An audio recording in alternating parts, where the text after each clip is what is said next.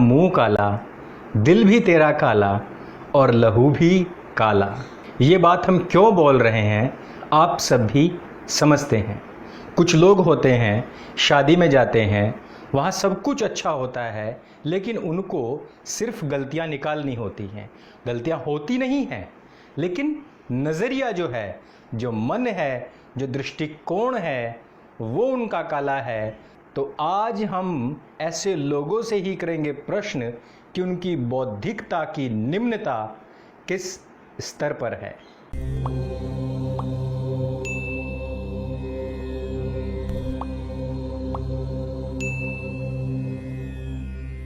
नमस्ते दोस्तों, मैं अंकुर आर्य आप सबका स्वागत करता हूं आपके अपने YouTube चैनल सत्य सनातन में। दोस्तों, लोगों ने अपनी किताबें हवाई छोड़कर उपनिषद पढ़ने शुरू कर दिए हैं, वेद पढ़ने शुरू कर दिए हैं, दर्शन वो अब जल्दी ही पढ़ने वाले हैं।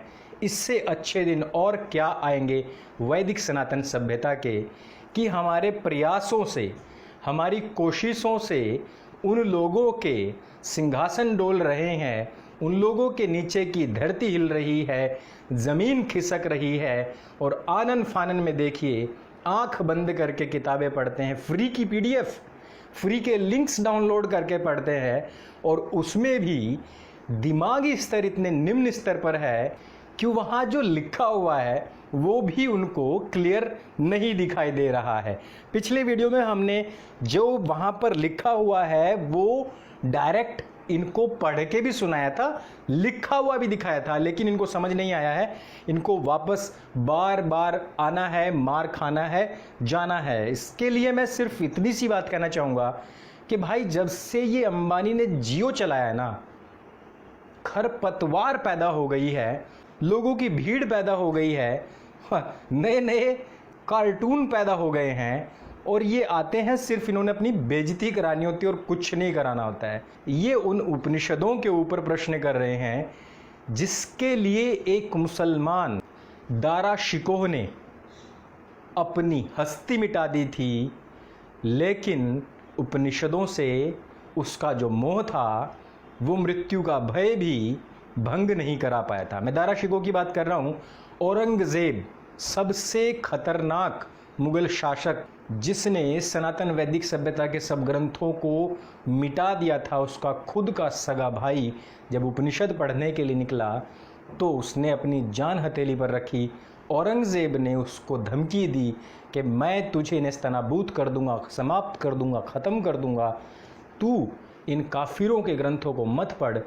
तो भी दारा शिकोह ने उन्हीं की शरण ली थी, मृत्यु को उसने स्वीकार किया, लेकिन उपनिषदों के प्रति जो उसका प्रेम था उसको उसने तिलांजलित नहीं किया था। तो प्रश्न जो है, प्रश्न ये है कि स्त्री और पुरुष जब पैदा हो गए तो मनु ने फिर अपनी ही बेटी तुल्य जो स्त्री थी उसी से ही उसने इनकी जो भाषा है वो सुनिए जरा। इन्होंने कहा कि उसके साथ में सेक्स करने के लिए इतना लालायित था, इतना उतारू था कि जैसे ही वो गाय बनती या घोड़ी बनती या चींटी बनती, चिड़िया बनती, जो भी कुछ बनती, तो वो जो पुरुष था वो भी मेल घोड़ा, बैल या चींटा बन जाया करता और उससे सिर्फ उसने सेक्स की जो अपनी लालसा थी सिर्फ वो पूरी की। आरोप लगाने के लिए शायद इनको नियम भी नहीं पता है, इन्होंने सिर्फ ये सिद्ध किया है कि उपनिषदों में बहुत सारी अश्लीलता भरी पड़ी है, बहुत सारा सेक्स भरा पड़ा है